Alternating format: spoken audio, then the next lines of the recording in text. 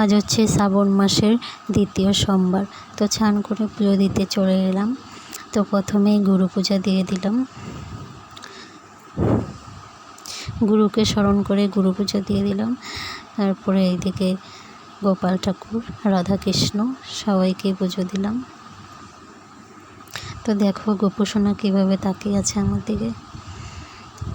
তো বন্ধুরা, পুরো ভিডিওটা সবাই দেখবে, কেউ স্কিপ করে চলে যাবে না, সবাই আমার সঙ্গে থাকার চেষ্টা করো।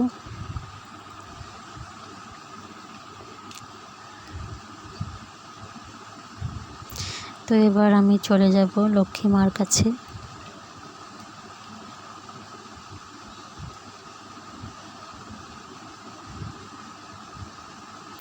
এই যে লক্ষ্মী মাতা, লক্ষ্মী ঠাকুর, এদিকে লোকনাথ বাবাজি, সবারই পুজো হয়ে গিয়েছে।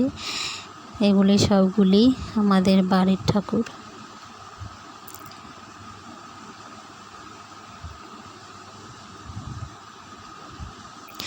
তো সবার প্রথমেই আমি তুলসীকে স্নান করিয়ে নিয়েছি।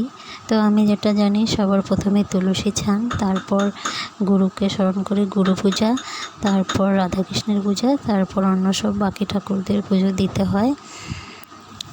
তো চলে এলাম বাবা মহাদেবের কাছে।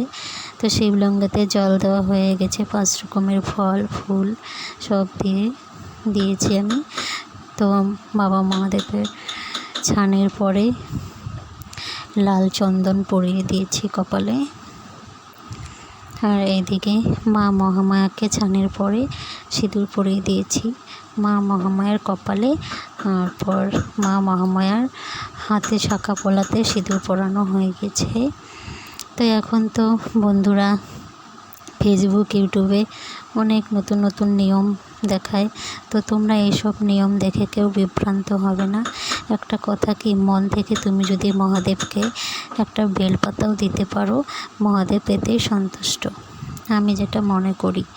তো আমার পুজো দেওয়া হয়ে গিয়েছে এদিকে। তো যারই কাছে আমার এই ভিডিওটা যাক না কেন, সবাই পুরো ভিডিও দেখে একটা লাইক করবে। বাবা মহাদেব সবার ভালো করুক, মঙ্গল করুক, এই কামনাই করি।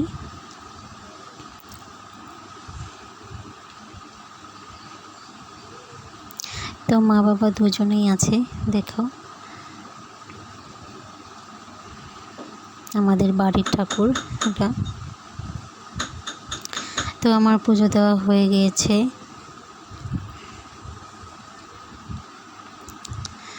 তারপর আমি পুজোর পরে সিঁদুর পরে নিয়েছি।